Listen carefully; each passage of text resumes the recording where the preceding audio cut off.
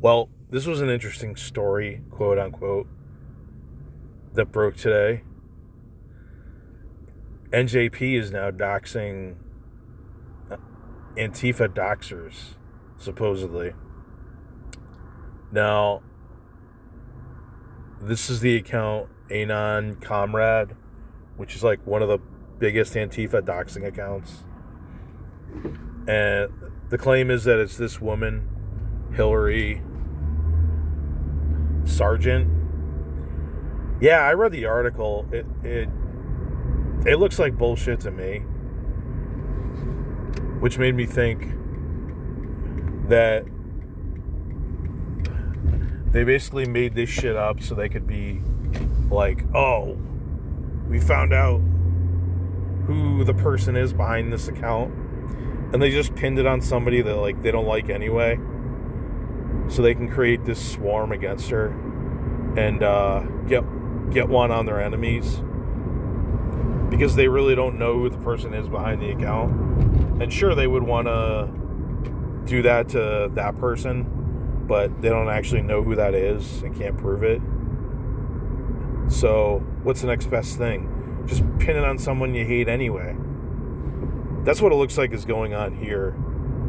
And well, there's no actual evidence presented in the article. It's just like speculation and circumstantial evidence, I guess you could call it, like claiming that they sound similar, or it reacted to a post or something, proving it was her account. I mean, I guess it's possible it could be. I don't know for sure what the reality is, but it definitely isn't any real proof. The proof of which is, oh, we have an anonymous source that looked up her IP address. Okay.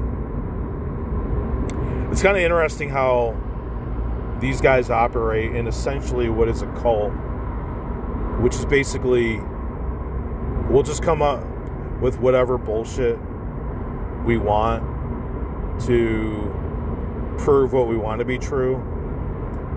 But if there's something that we don't want to acknowledge or we don't like, we'll just demand evidence, and no matter what evidence is presented, we'll laugh at it and claim that doesn't prove anything. But if you're in the cult, then you eat it all up. Like, I think all the followers think it's really her account. And then they'll say things like, oh, well, all of you are denying it really hard, so that's proof that we have it right, because you're trying to detract from that. Even though they could very well be motivated by the fact that they don't want this woman getting harassed by psycho NJP fans or whatever. Anyway, it's just a crazy fucking story that I saw today.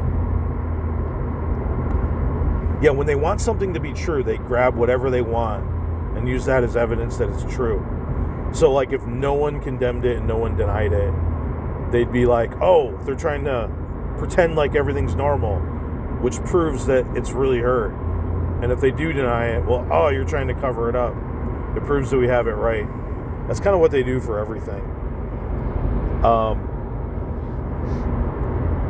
And like I said, when they don't want something to be true, you just laugh at it in irony and demand evidence, and then no matter what they present, you just laugh at that evidence like it means nothing. I don't know, it's kind of funny. But while they would consider this a win, I mean, this might end up being a bigger story if this person is actually harassed. It'll be like another expose about these national justice idiots and the way they conduct themselves. It'll end up making them look worse in the eyes of the public. But these guys always take losses and claim them as wins, so I don't know. It'll be interesting to see what happens here. But Poor Hilary, anyway.